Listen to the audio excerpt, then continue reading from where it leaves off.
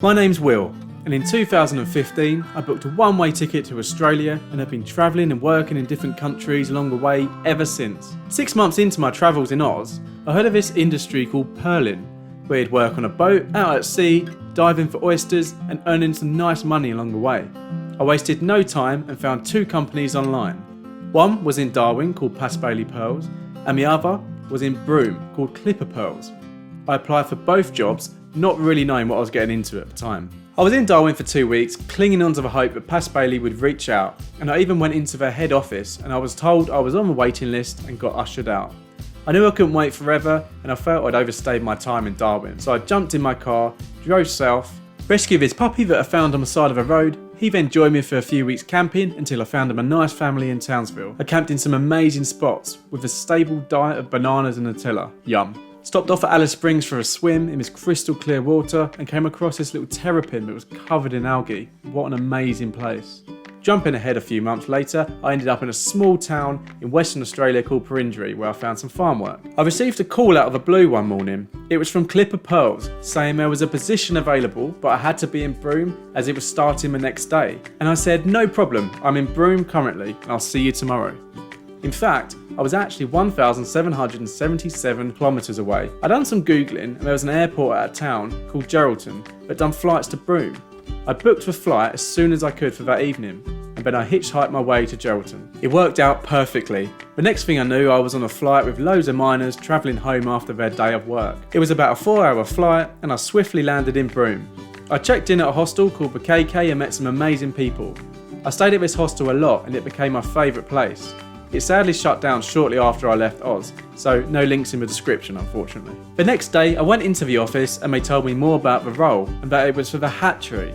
It was a lab that spawned me oysters to grow them on until they were big enough to go out to the farm at sea. I didn't question it, it just sounded unusual and exciting. So they drove me to the camp. It was about 2 hours of bumpy hell on unmade roads. When I arrived it was ghostly quiet. I was introduced to the hatchery manager, Diana, who seemed very welcoming and friendly. She showed me around the camp and said, pick a room. There were lots of rooms. I assumed most of the other people would be working at the hatchery, that's why it was so quiet. I was soon to find out that it was only me, Diana and a co-worker Claire. That was it.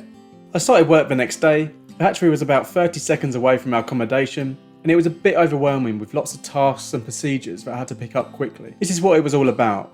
Oysters. This species was called Pinctata maxima. We spawned them and then the work begun. This is a diagram of their life cycle and we're currently in between these two stages. One of the main jobs was growing microalgae for their food source. All of these flasks bubbling away contain 3 to 4 different species of algae that were fed to the young oysters, or larvae as they're called at this stage. This was the lab where we would spend many hours checking the health of the larvae and also doing algae counts to get an accurate measurement of the amount of food to provide them with the occasional breaks to look out the window at some dolphins swimming past, and the odd visitor inside the hatchery like these venomous brown snakes, and some more welcome visitors. To get our water we had an inlet anchored out at sea powered by a pump that pumped the water into these two 20-ton tanks. When we needed the water we opened up the taps and it entered through to a pump room that was then filtered for a sand filter and then a series of 10 and 5 micron filters and through to the 5-ton larvae holding tanks. We also used these overflow tanks as they grew and it doubled up as our local swimming pool. Oh, and these two? They were caretakers who stayed for a few weeks, mainly for the free food and fishing. The work rota was 2 weeks on and 1 week off, and you were generally on your own, but I didn't mind as they provided us with a car and a boat.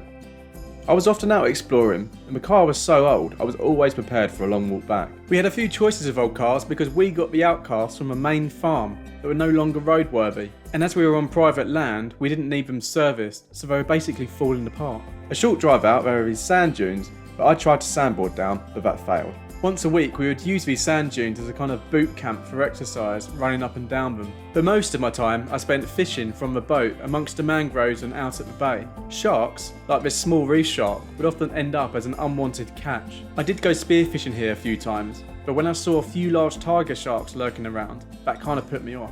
Even for a short time I was there, I went through the seasons and the tracks would quickly change from extremely green to a desert-like appearance with dusty dry land. And in the evenings wild donkeys could be seen, and they would sometimes stroll into camp. We would sometimes head out to more open waters to fish. These birds would give away the location of a bait ball created by long-tailed bluefin tuna. As the boat drove past, we were able to see the tuna darting around hunting, and these gannets would be picking off the panicked small bait fish. The same day we were lucky enough to come across this humpback whale. We initially wondered if something was wrong as she wasn't moving, but when we got closer we could see she was feeding her calf. I'd done some research after the event, and it turns out this bay is a hub for mother and calf humpback whales, and Broome in general can expect 35,000 whales visiting every year. And after a long day of fishing and whale watching, I climbed up this coconut tree. It's a lot harder than it looks and it felt a lot bigger at the time. Once they were off, we enjoyed a nice fresh drink with some added rum. We had this cool little cove area outside our camp, but we had to be on croc watch as they would often be swimming past. When we all had a break, we would head out to the mangroves to lay some crab pots and pop back in a few hours to check. We would fill the pots with small bait fish, and we didn't have a long window as some of the tides would change so fast within 4 hours you could walk here. This method never seemed to be that successful, but it was still fun navigating around the creeks. But when the tide went out, you could go hooking. That's where you have a long rod with a U-shaped bend, and you put it down a hole like this, where there would often be a mud crab hiding out. These mud crabs were huge. There was so much life around because it was basically untouched here. We had manta, dolphins chasing mullet, stingrays, and these guys would often hang around our bathroom. They didn't seem to have much fear, especially given the fact that this python was only a few feet away and lived in the pipes. Being a tropical climate, there are 2 seasons in Broome, wet and dry. This is what wet season looked like. Between January and March, it's the monsoon season. You can get around 18 inches of rain. I saw some incredible thunderstorms with spectacular lighting displays. And this was dry season. Some areas in Australia still do prescribe burning, meaning controlled use of fire on a particular area of landscape. The aim is to mitigate bushfire threats and to restore and conserve biodiversity in fire-adapted landscapes. We had about 7 backpackers over to help out for a few days, so we set up a hermit crab competition. Each person would find a crab around camp, number it, and all the crabs would start in the middle, and it's the first crab to the wall wins. Come on, five! So the batch of shell we produced got picked up and put out to the farm at sea, so it was time for our next spawn. That meant going out to sea for a few weeks to select the broodstock, the mature breeding oysters. So it was time to say bye to my fishing throne, literally. We had a spring tide and it got washed away. The mothership held about 25 crew members, and there were also 2 small dive boats and 2 wash boats that tended to the lines of the oysters. After I met all the crew, had some lunch, checked into my room, we got to work. It was mine and Diana's job to sort through the mass amount of oysters, sexing and checking the health of the gonad, that's the reproductive organ, and also chipping these oysters. These chips were glued to the inside of the shell and then scanned and documented. In the evening, most of our time we spent fishing off the boat. Everything we caught, the chefs cooked it for dinner, so our food was actually really good. And one night, this huge whale shark popped up at the back of the boat and hung around for over an hour. It was incredible.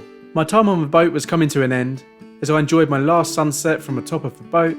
The next morning, we set off. We were taking back around 60 oysters to the hatchery to spawn. We had a mix of male and female oysters in the spawning tanks. We'd then be rotating shifts, working around the clock, recycling the water and waiting for them to spawn. Due to stress or bad water quality, some shell unfortunately didn't make it like this one, so we had to remove the pearl from the oyster. During a harvest, this is done more surgically, keeping the oyster alive. So this is what a good harvest can look like. The most expensive pearl here was estimated to be worth about 40,000 Australian dollars. After nearly 8 months of working for the company, I sadly had to move on and started a new adventure. So thank you for watching, I hope you've enjoyed, and if so, please like and subscribe for more travelling videos like this.